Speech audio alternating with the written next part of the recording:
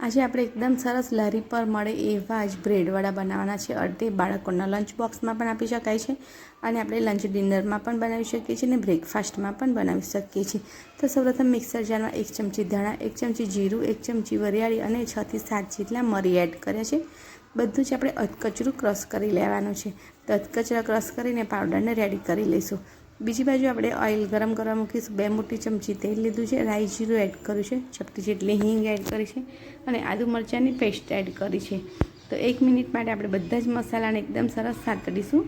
હવે આપણે જે બનાવીને મસાલો રેડી કર્યો હતો એ મસાલો એડ કરી લઈશું, જેથી કરીને મસાલાનો ટેસ્ટ એકદમ સરસ આવે અને એકદમ સરસ બહાર જેવા જ બ્રેડ પકોડા આપણા બનીને તૈયાર થાય.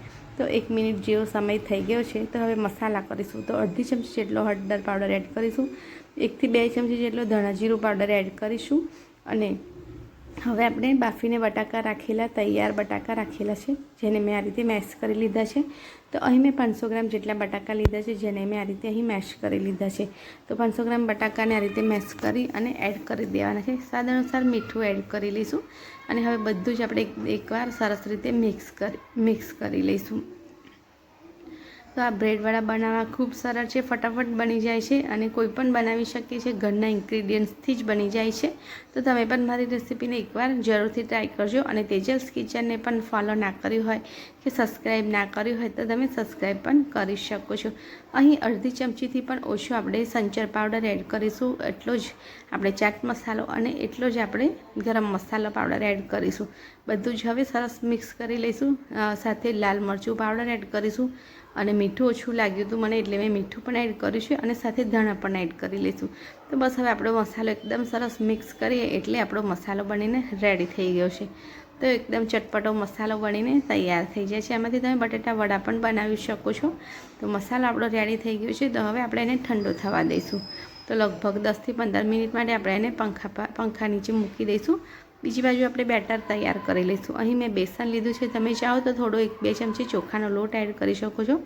મેં અહીં સ્વાદ અનુસાર મીઠું અને ચપટી હળદર એડ કરીને આ રીતે હેન્ડ વિસ્કરની મદદથી આપણે ખીરું બનાવી દેવાનું છે, જેથી કરીને એની અંદર ગઠ્ઠા ન રહે. તો બસ આપણે આ રીતે જરૂર પડે એ રીતે થોડું થોડું પાણી એડ કરી અને બેટર બનાવી લેવાનું છે. ચપટી જેટલો સોડા એડ કરીશું, સ્કીપ પણ કરી શકો છો, પણ સોડા એડ કરવાથી થોડા સરસ બને છે, ખાવામાં મજા આવે છે માટે ચપટી જેટલો સોડા એડ કરવાનો છે, વધારે સોડા એડ નથી કરવાનો. ઉપર 1 ચમચી જેટલું પાણી એડ કરી અને બેટરને લગભગ 5 મિનિટ માટે એક જ ધર્યું ફેંટવાનું છે, જેથી કરીને આપણા બ્રેડ વડા એકદમ સરસ બને અને ખાવાની પણ બહુ મજા આવે. તો સાથે જ આપણે ખીરું તૈયાર છે, ગ્રીન ચટણી તૈયાર છે, બ્રેડ પણ રેડી છે અને મસાલો પણ થઈ ગયો છે. તો હવે બ્રેડને પાથરી દઈશું. તો આપણે આ રીતની મેં કિનારી કટ કરેલી જ બ્રેડ લીધી છે. તો આપણે એના પર મસાલો લગાવી લઈશું. તમે બંને બ્રેડ પર ગ્રીન ચટણી લગાવી શકો છો. મેં અત્યારે એક જ બ્રેડ પર ગ્રીન ચટણીને લગાવી છે, જેથી કરીને તમે બંને બ્રેડ પર પણ લગાવી શકો છો. મસાલા તમારી પસંદગી અનુસાર તમે વધારે ઓછો સ્પ્રેડ કરી શકો છો.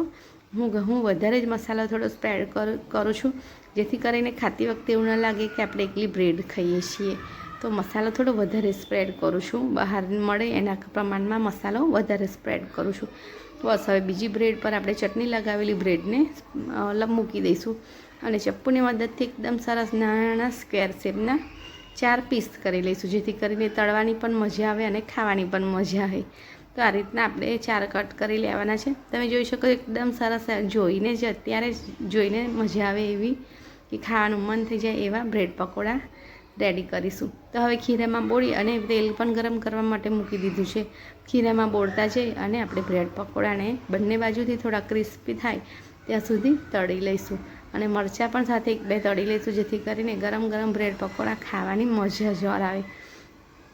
તો ઉલટ સુલટ કરવાના છે અને જ્યારે પણ બેટરમાં બ્રેડ પકોડું બોળીને એડ કરો ત્યારે ખૂબ જ ધ્યાનથી એડ કરવાનું છે.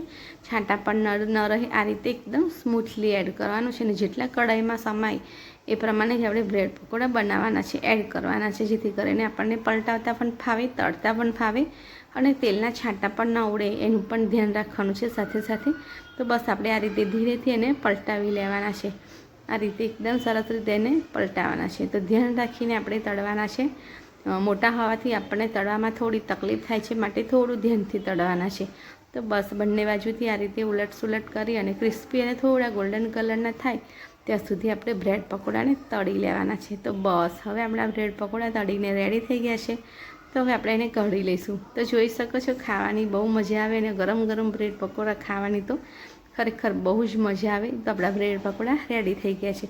તો હવે સર્વ કરી લઈશું. તો અહીં મેં લીલા મરચાં પણ તળ્યા હતા અને સાથે જ ધાણાની ચટણી અને ટોમેટો કેચઅપ સાથે સર્વ કર્યા છે. તમે ચા સાથે પણ ખાઈ શકો છો. તો એકવાર જરૂરથી